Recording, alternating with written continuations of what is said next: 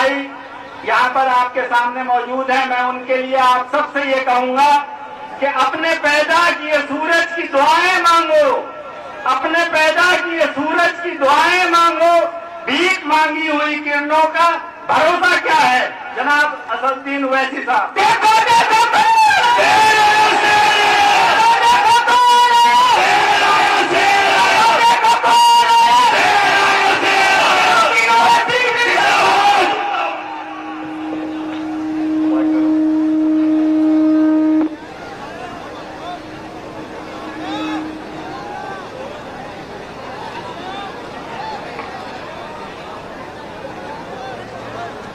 अस्सलामु अलैकुम वरहमतुल्लाहि वबरकातुहू। बिस्मिल्लाहिर्रहमानिर्रहीम। मेरे बड़े भाई मोहतरम जनाब नदीम तरीन साहब, संभल से मजलिस इत्तेहादुल मुस्लिमीन के प्रत्याशी वो उम्मीदवार मोहतरम जनाब मुशीर खान तरीन साहब, मंच पर शहनशीन तशरीफ फरमा जनाब इमरान बॉबी साहब, जनाब असदुल्ला साहब जिला सदर, हाफिज आमिर साहब, जनाब सैयद असलम साहब, मोहतरमा एडवोकेट नजमा फातिमा साहिबा, जनाब इशरत साहब, फरत अली खां साहब, जीशानुद्दीन साहब, हजरत मौलाना अब्दुल मुईद खातमी साहब, जनाब कौसर साहब, जनाब मेहताब आलम तुर्क साहब, आमिर खान साहब, हाजी सालम साहब और जनाब मोहम्मद जुबैर साहब, मौजूद हाजरीन इकराम, बुजुर्गान मिल्लत, मेरी इज्जतदार माँ और बहनों और मेरे गयूर नौजवान साथियों, मैं आप तमाम का बेहद शुक्रिया अदा करता हूँ कि आपने अपना कीमती वक्त निकालकर आज के इस संभल के हमारे उम्मीदवार की इलेक्शन रैली में, इलेक्शन मीटिंग में आपने शिरकत की। मैं आपसे सिर्फ यही गुजारिश करने आया हूं, आपसे अपील करने आया हूं कि 14 तारीख के दिन जो मतदान का दिन है, वोटिंग का दिन है, आप तमाम लोग अपने वोट का इस्तेमाल करिए।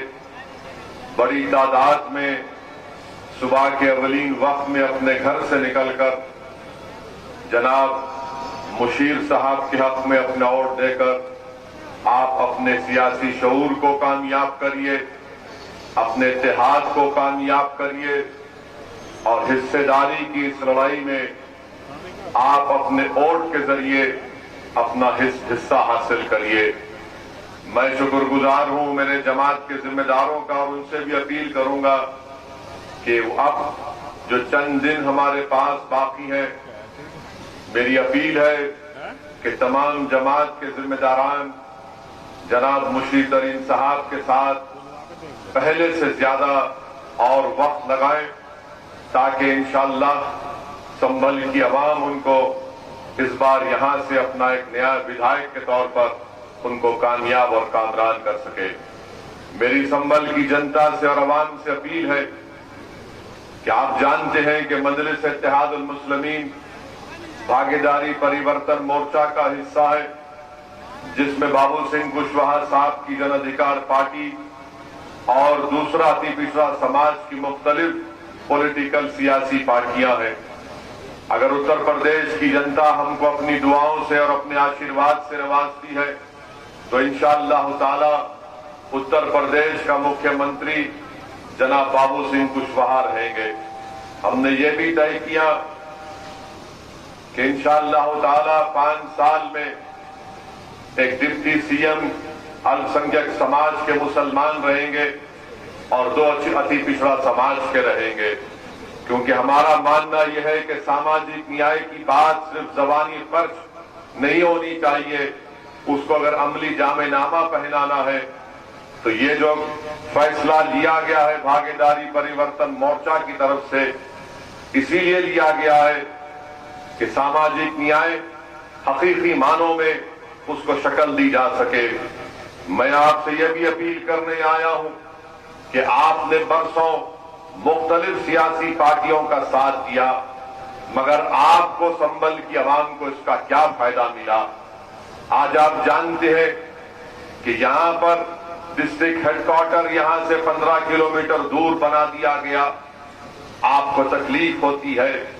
आप जानते हैं कि संभल विधानसभा में बरसों से यहां पर रोड का मौसर इंतजाम नहीं है। आप और हमने सुना कि कैसे यहां पर 8th क्लास के बाद बच्चे और बच्चियों को पढ़ने का कोई इंतजाम नहीं है, डिग्री कॉलेज का कोई मौसर इंतजाम नहीं है। शिक्षा के ताल्लुक से न बीजेपी की सरकार ने कुछ किया, न यहां पर संभल के जो विधायक जिसको आपने एक मर्तबा नहीं बल्कि 30 साल से आप उनको कामयाब कर रहे हैं, उन्होंने इस जानिब कोई तवज्जो ली। संभल की आवाम जानती है कि जिला अस्पताल नाम पर है, वहां पर किसी का इलाज नहीं होता। संभल की आवाम जानती है कि सराय तरीन में जो हड्डियों से हैंडीक्राफ्ट का काम हो सकता था उसको आगे बढ़ाया जा सकता था, मगर यहां की विधायक ने और बीजेपी की सरकार ने इसके लिए कुछ नहीं किया। मेरे अजीज दोस्तों और बुजुर्गों, ये चुनाव संभल के मुस्तकबिल को तय करेगा। अगर आप इस नाइंसाफी के खिलाफ मजलिस के उम्मीदवार के हक में वोट देंगे तो मैं आपसे वादा करता हूं कि इंशाअल्लाह ताला ये मेरी पर्सनल जिम्मेदारी होगी कि संभल की जनता से इंसाफ किया जाए और यहां पर विकास हो। आपको आकर, आपके दरमियान में आकर बीजेपी, समाजवादी और बसपा कहेगी कि अगर ओवैसी का उम्मीदवार कामयाब होगा तो क्या वो सत्ता में आएगा।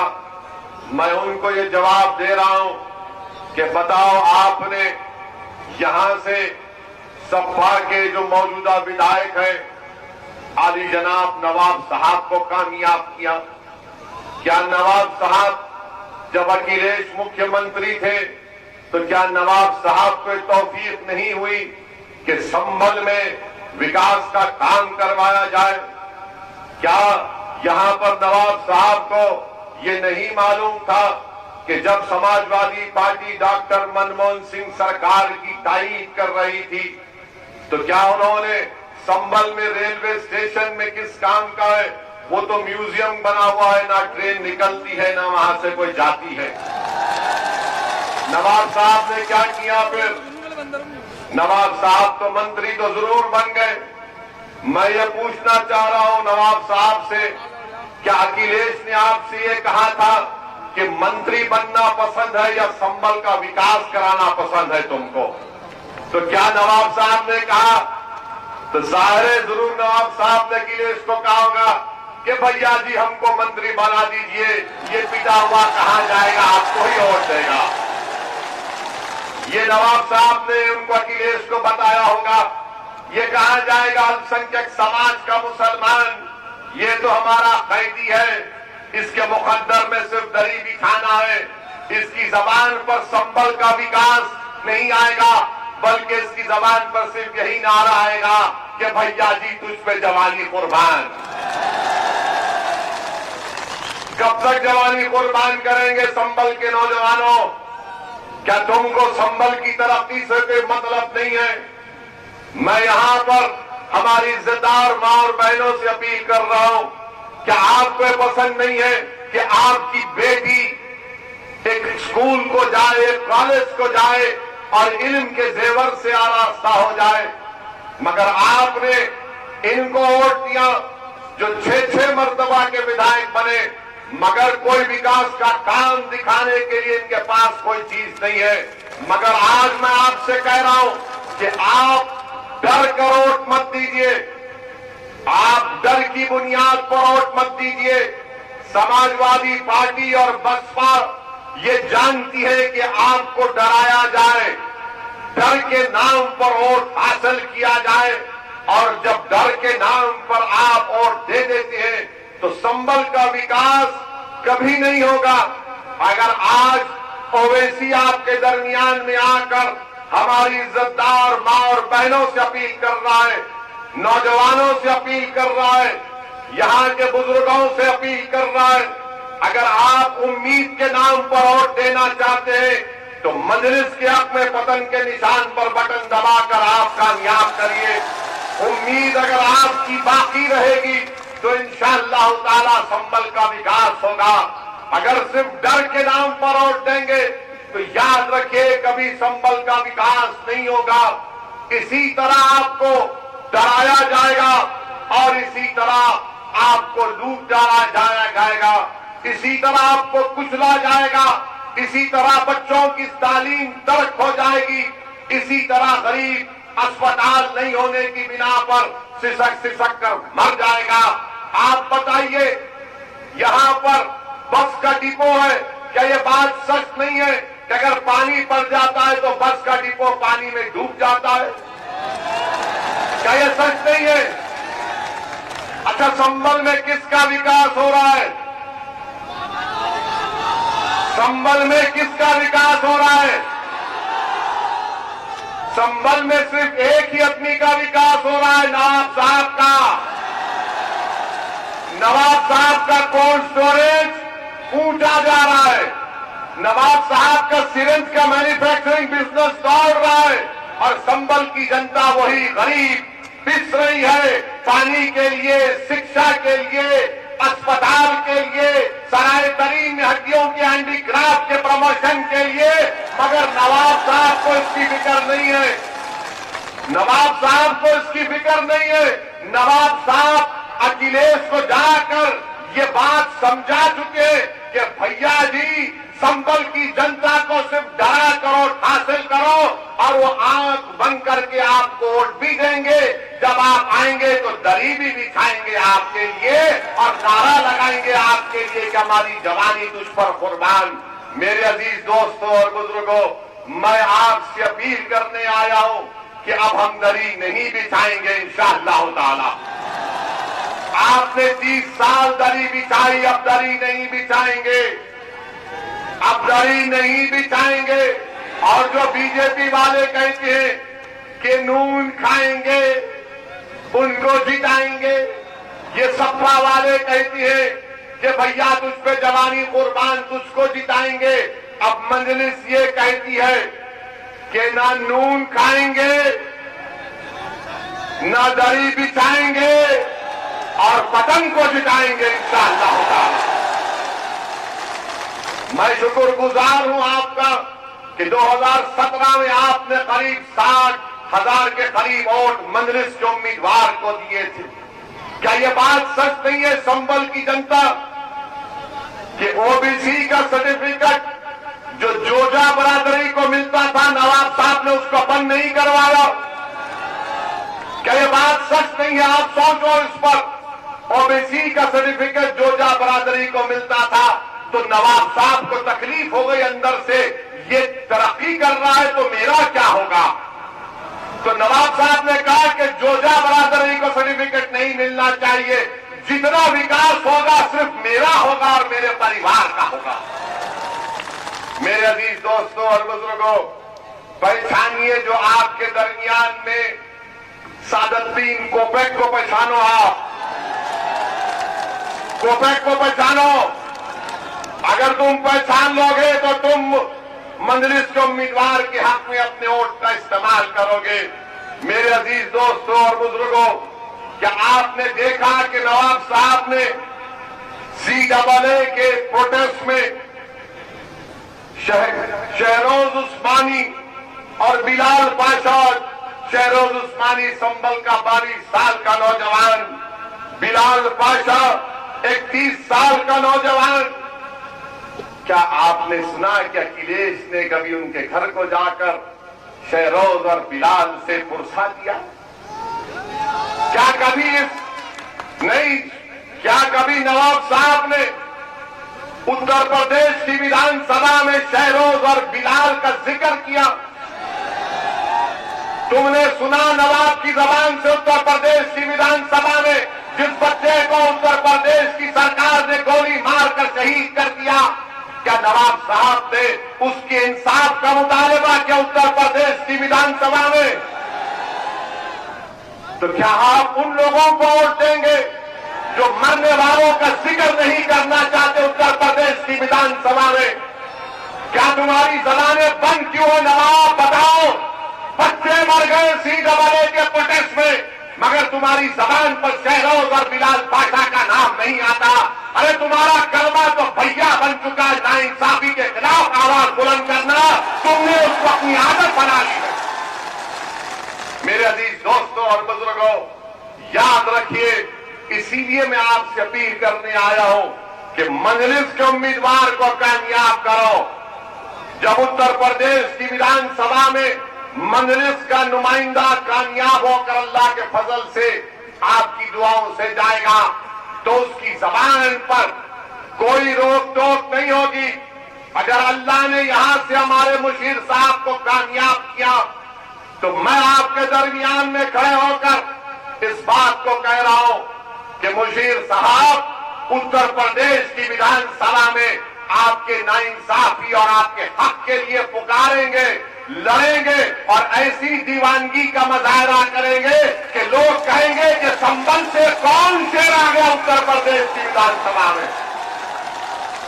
जितने भी अब जीत कर गए, अपने आप को तो शेर तो बोलते हैं, मगर कालीन के शेर हैं ये। भैया के सामने अपनी दुम को पैरों में दबा लेते हैं।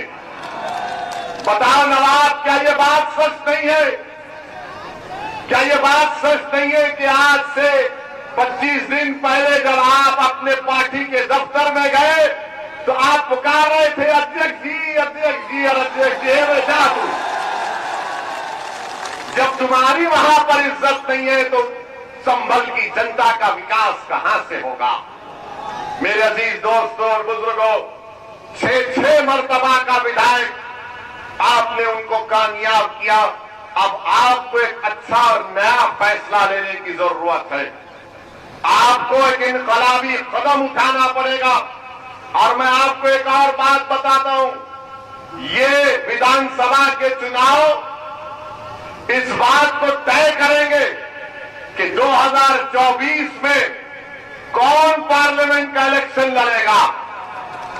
और जो डॉक्टर साहब के लोग ये गलत फहमी है, मैं उनको भी बता रहा हूं, अखिलेश यादव के परिवार का एक पोता पूरा इरादा कर चुका है कि 24 से संभल में जैसा कि मुलायम सिंह लड़े थे, वो ये चाहता है कि उनके परिवार का आदमी यहां से लड़े।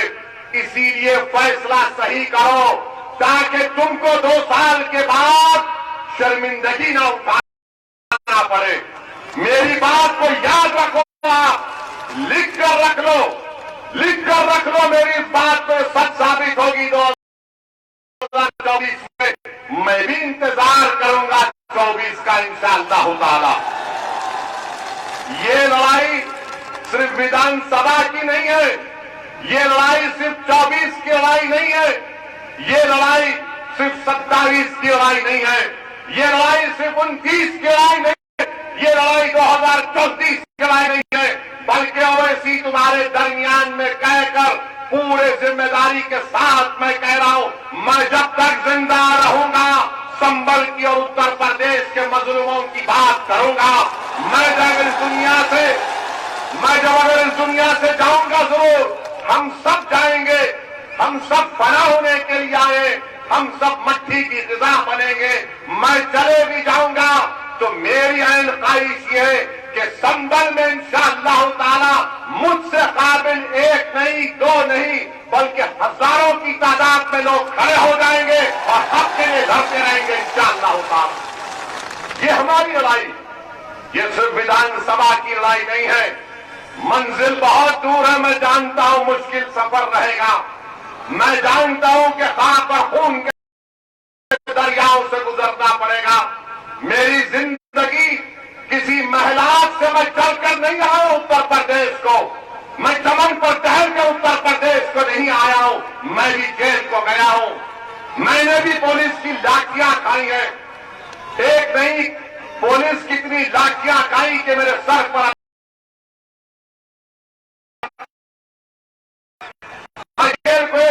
मरतबा नहीं, 4 मरतबा जेल को गया हूं। तो ये मेरे जिंदगी का सफर कोई आसान नहीं था, मगर अल्लाह का फजल और करम था।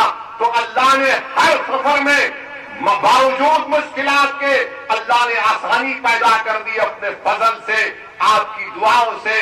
याद रखो, ये लड़ाई हिस्सेदारी की लड़ाई है। संभल की आवाम, उत्तर प्रदेश की जनता जान लीजिए, ये लड़ाई हिस्सेदारी की लड़ाई है। ये लड़ाई आपके पॉलिटिकल एम्पावरमेंट की लड़ाई है। ये लड़ाई आपको नेता बनाने की लड़ाई है। ये लड़ाई जुल्म के खात्मे के लिए, ये लड़ाई हकूक को हासिल करने की लड़ाई है। ये लड़ाई आपको खड़े होकर अपनी आवाज को बुलंद करने की लड़ाई है। अब डर कर, घुटन महसूस करके हम डर कर वोट नहीं देंगे, बल्कि पूरे एतमाद के साथ मजलिस इत्तेहादुल मुस्लिमीन जिंदाबाद का नारा लगाकर हम बटन के निशान पर बटन दबाएंगे। मेरे अजीज दोस्तों और बुजुर्गों, याद रखो, इंसान की जिंदगी का कोई भरोसा नहीं। मौत तो बरक है, मौत तो बरक है, मगर याद रखो तुम कैसे दुनिया में जिंदगी गुजारे। कद्दूम और हम ज़ईफ होंगे अगर अल्लाह ने चाहा तो। अगर मैं 70 साल की उम्र को पहुंच गया या 80 साल की उम्र को अल्लाह ने चाहा पहुंच गया, और उसके बाद अगर मैं ये कहूंगा अरे यार मैं संभल में कुछ कर जाता, तो मैं ये जिंदगी में तिश्नगी लेकर कब्र में नहीं जाऊंगा। जब तक अल्लाह मुझे जिंदा रखेगा मैं लड़ता रहूंगा, बावजूद इसके कि कोई मुझ पर गोली चलाए, बावजूद इसके कि कोई मुझे डराए, बावजूद इसके कि कोई मेरी गर्दन का हिसाब करे। मेरे अजीज दोस्तों और बुजुर्गों, मेरा हमारा ही है, उड़न कटोला हमारा है, ठहर दो, हमारा उड़न कटोला ये उतरे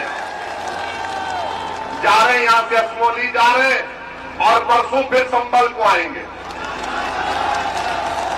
नवाब साहब के बारे में बोलना बाकी है, अभी रोक के रखे हैं थोड़ा। हाँ बैठ, चलिए अब आप हमारी बात सुनिए। मैं आपसे और एक 5-10 मिनट आपसे बोलना चाहूंगा। मेरे अजीज दोस्तों और बुजुर्गों, आपको ये बताना जरूरी समझता हूं कि आज हमारे मुल्क में, खासतौर से कर्नाटका में, जो हमारी बहनें हिजाब की लड़ाई लड़ रहे हैं, हम उम्मीद करते हैं कि अल्लाह सुब्हानहू तआला उनको उसमें कामयाब और कामरान कर देगा। जो हिजाब की लड़ाई एक बुनियादी हक है और सुप्रीम कोर्ट का फैसला है कि सुप्रीम कोर्ट ने पुट्टुस्वामी जजमेंट में कह दिया कि कोई सरकार ये तय नहीं कर सकती कि हम क्या खाएंगे और क्या पिएंगे, क्या पहनेंगे, क्या खाएंगे। तो बीजेपी की सरकार कर्नाटका में गैर जरूरी के जुल्म कर रही है, संविधान के खिलाफ काम कर रही है, बल्कि संविधान की आर्टिकल 15, 19 और 21 का ग्रेव वायलेशन हो रहा है कि वहां के महिला बच्चियों को स्कूल में और कॉलेज में हिजाब पहनने से रोका जा रहा है। मैं बीजेपी के इस फैसले की मजम्मत करता हूं, कंडम करता हूं, जो एक सुप्रीम कोर्ट का फैसला नहीं बल्कि पुट्टुस्वामी जजमेंट के खिलाफ है, जो सुप्रीम कोर्ट का नलसा जजमेंट है उसके खिलाफ है, कॉमन कॉज जजमेंट के खिलाफ है। मेरे अजीज दोस्तों और बुजुर्गों, आज हमने वो वीडियो भी देखा कि हमारी एक बहादुर बेटी कर्नाटका में मोटरसाइकिल पर हिजाब पहनकर आती है और मोटरसाइकिल को अपने कॉलेज में रखती है, तो जैसा ही उसके करीब ये तमाम लोग आकर उसको डराने के लिए नारे मारते हैं, एक 25-30 का नौजवानों का हुजूम इस नकाब बुर्का पहनी हुई बच्ची को डराने के लिए दौड़ता है। मैं सलाम करता हूं हमारी उस बेटी की बहादुरी को, मैं सलाम करता हूं उस बच्ची के माँ बाप को जिसने उस बच्ची को इतना बहादुर बनाया। ये आसान काम नहीं था। उस बच्ची ने उन नौजवानों की तरफ देखकर पुकार कर कहा, अल्लाह अकबर, अल्लाह अकबर, अल्लाह अकबर। ये मिजाज पैदा करना है। अगर तुम आज झुक जाओगे तो हमेशा के लिए झुक जाओगे, याद रखो मेरी बात को। अगर आज तुम खड़े हो जाओगे थोड़ी देर के लिए, तुम सिर्फ थोड़ी देर के लिए खड़े हो जाओ, देखो ये जो लोग तुमको डरा रहे, जो समझ रहे हैं कि हमारे सरों पर जो काले बादल मंडला रहे, याद रखो ये बादल छटेंगे इंशाअल्लाह ताला। ये सूरज चमकेगा जो तुम्हारे मुस्तकबिल का सूरज होगा। मगर याद रखो भीख मांगने से बादल नहीं हटेंगे, भीख मांगने से बादल नहीं हटेंगे। लड़ेंगे जमहूरी तरीके से तो हक किया जाएगा। अगर तुम समझोगे कि गैरों की चौखट पर जाकर भीख मांगने से कुछ मिलेगा, कुछ नहीं मिलेगा। अगर तुम ये बताओगे ये मेरी ताकत है, इतना वोट मेरे पास है, मैं जीत सकता हूं और जिताऊंगा, तब जाकर दुनिया तुम्हारा हक देगी। मेरी इस बात को यकीन कर लो कि रोने से भीख आपको ताकत नहीं मिलेगा। उस बच्ची ने आपको पैगाम दिया, उत्तर प्रदेश की जनता को पैगाम दिया, के कमजोरों को पैगाम दिया। अगर हुजूम तुम्हारे सामने आता है तो आने दो, तादाद बड़ी है तो आने दो। मगर अगर तुम्हारे दिलों में तवक्कल है, अगर तुम्हारे दिलों में इत्मीनान है, तो हजारों का लश्कर आ जाए। अगर कोई एक खड़े होकर कहेगा अल्लाहु अकबर, उस बच्ची ने होकर दिखाया, उस बच्ची ने होकर दिखाया है। मैं सलाम करता हूं उसके हौसले को। अल्लाह उसके हौसले को और बुलंद करे।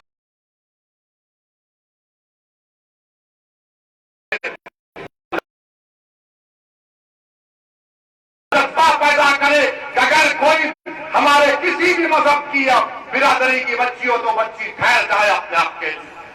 ये हमारी लड़ाई है, इस लड़ाई को समझने की जरूरत है मेरे अजीज दोस्तों और बुजुर्गों। इसीलिए मैंने आपसे कहा कि गोलियां चलेंगी हम पर, हम चलाई गई, मगर जब अल्लाह किसी को बचाना चाहता है तो कोई कुछ नहीं कर सकता। हमारे साथ सारिम था हमारे साथ, यही संभल का नौजवान। 6 साढ़े 6 फीट से जालिमों ने गोलियां चलाई और ये समझा कि ओवैसी का काम तमाम कर दिए, मगर जालिमों को नहीं मालूम था गोडसे की नाजायज मालूम था, इब्लीस के जानशीन को नहीं मालूम था, वक्त नमरूद की नाजायज औलाद को नहीं मालूम था, वक्त फिरौन के एजेंटों को नहीं मालूम था, वक्त अबू लहब को नहीं मालूम था, वक्त अबू जहल को नहीं मालूम था। और हमारे सभा में जब अब्दुल्लाह इब्न सबा के जानशीन है वो तो खुशियां मना रहे थे, मगर अल्लाह ने कहा आज इसका दिन नहीं है, आज इसका दिन नहीं है। तुम कितनी गोलियां चलाते चलाओ मेरे अजीज दोस्तों और बुजुर्गों। इसीलिए हम आपसे कह रहे हैं कि आप हिम्मत और हौसले से काम करो, आप हिम्मत और हौसले से काम करो, डरने की जरूरत नहीं है। जाना तो सबको है इस दुनिया से, कोई नहीं बचेगा इस दुनिया में, मगर तुम क्या लेके जाओगे? तुम भैया की गुलामी लेके जाओगे या नवाब की गुलामी लेके जाओगे? क्या तुम इस दुनिया से अपना हक मनवा के जाओगे? क्या तुम इस दुनिया में हिस्सेदारी में कामयाब होकर जाओगे? क्या तुम इस दुनिया में आए तो संबंध का विकास करके जाओगे? क्या जब तुम इस दुनिया में आए तो फिर तुम क्या सब कमजोरों का साथ दोगे, नहीं दोगे? ये फैसला आपको करना है।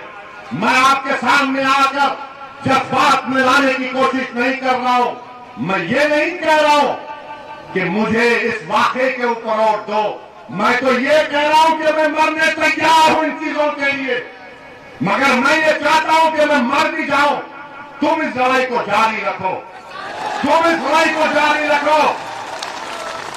इस लड़ाई को आपको जारी रखना है और हम अभी पार आ रहे थे तो रास्ते में मीडिया ने बताया कि देश के प्रधानमंत्री ने पार्लियामेंट में कहा कि हमने मुस्लिम महिलाओं के लिए मदद की, ट्रिपल तलाक का कानून बना दिया। अरे प्रधानमंत्री जी, ये बच्चियों को निकाब पहनना, हिजाब पहनने की इजाजत आपकी सरकार ने दे रही है, ये ट्रिपल तलाक का कानून क्यों बनाया? बच्चियों को हिजाब नहीं पहनना। और आपको जानकर हैरत होगी कि मोदी सरकार का डेटा है, एनएसओ का डेटा है, नेशनल स्टैटिस्टिकल एनएसओ का डेटा है कि 21% भारत में मुस्लिम बच्चियां जो 3 और 25 साल 35 साल की उम्र की है, वो कभी स्कूल को नहीं गई। ये बच्चियां स्कूल को जा रही है पढ़ने के लिए, कॉलेज को जा रही है। वाह मोदी जी, क्या मोहब्बत है आपकी। मोदी जी बोलते हैं मुस्लिम महिला मेरी बहन है। मित्रों, आपको बोल रहा हूं, अरे जब 3 और 35 साल की बच्चियां कभी एनरोल नहीं हुई अल्पसंख्यक समाज मुसलमान की, तो बीजेपी बोलती है नहीं, हिजाब नहीं पहनकर आएंगे। तो मालूम हुआ कि मोदी जी ने कानून इसलिए बनाया था कि आप हमारी बहनों को परेशान किया जाए। ये दुनिया मीडिया बोलती है मुसलमान मर्द मुस्लिम महिलाओं पर जुल्म करता है, दबाता है। ये कौन दबा रहा है? पढ़ना चाहते हैं, मोटरसाइकिल पर बच्ची जाती है कॉलेज को और ये भीड़ आती है भाग के, फिर कौन कर रहा है ये? मेरे अजीज दोस्तों और बुजुर्गों, हिम्मत और हौसला रखिए। और जो लोग ये समझते कि मुस्लिम महिलाओं को दबाया जाता है, क्या तुमने कभी जाना तवक्कल कौन थी? तवक्कल कारमन कौन थी? यमन की एक बहन थी, महिला थी, जो हिजाब पहनकर नोबेल प्राइज मिला उसको, नोबेल प्राइज मिला उसको। और ये बोल रहे हैं हिजाब पहनने से, आवाज देखेंगे आजा 6 बजे 9 बजे से टीवी चैनल में पूरे अंकर शुरू हो जाएंगे, टीवी देखना शुरू हो, सब बोले मुस्लिम महिला को दबाया जा रहा है। हिजाब इनकी एक पुरानी दूर लेकर जाता है। आपको कब से मोहब्बत हो गई हमसे? आप तो मोदी जी के वफादार चाहने वाले हैं, वफादार हैं आप। हम तो बेवफा निकले और हम बेवफाई करेंगे, क्योंकि हम ना इनकी गुलामी करेंगे ना उनकी गुलामी करेंगे। मेरी आपसे गुजारिश है कि 14 तारीख के दिन मुत्तहदा तौर पर संभल की विकास के लिए आप एक इनकलाबी फैसला लेते हुए मजलिस के उम्मीदवार प्रत्याशी के हक में अपने वोट का इस्तेमाल करिए। याद रखिए हमारी इस बात को कि आपके घर के सामने एक नागनाथ बैठा है और एक सांपनाथ बैठा है, समझ गए ना? नागनाथ और सांपनाथ बैठा है, तो क्या करेंगे आप? आप मदारी को बुलाएंगे, मदारी आपके सामने खड़ा है। हम जानते हैं इनके जहर को, हम नचाएंगे इनको खूब, अब इंशाअल्लाह ताला खूब नचाएंगे। बांसुरी से नहीं, हमारी जबान से, हमारे अज़म से, हमारे हौसले पर से और अल्लाह की जात पर तवक्कल करके हम अपने हक की लड़ाई लड़ेंगे। जो भारत का संविधान हमको इजाजत देता है, बसपा कुछ नहीं कर सकती है, बसपा नहीं कर पाएगी। अगर आप वोट बीजेपी को हराने के लिए बसपा को देंगे, सपा को देंगे, गलती मत करिए। 2014 में आपने गलती की, बीजेपी जीत गई। 2017 में सपा कांग्रेस मिले, बीजेपी जीत गई। 2019 में बसपा सपा मिली, बीजेपी जीत गई। अब अगर आपके घर के सामने नागनाथ सांपनाथ है तो मदारी को दिखाइए, ताकि विधानसभा में उसका संबल के विकास की बात हो सके। इंशाअल्लाह ताला बाकी बात कब है? 12 तारीख, 10 तारीख के दिन कहां पर? गुमसानी के पास आएंगे ना आप? आएंगे ना? पूरे आएंगे ना? या फिर भैया तुझ पे नहीं होगा ना? पूरे आएंगे ना? तो इंशाअल्लाह ताला फिर आपसे मुलाकात होगी। हमारे पैगाम को आप सब जगह पहुंचाइए, अपने बुजुर्गों तक, अपने मही मामा और बहनों तक। अस्सलाम वालेकुम व रहमतुल्लाहि व बरकातहू।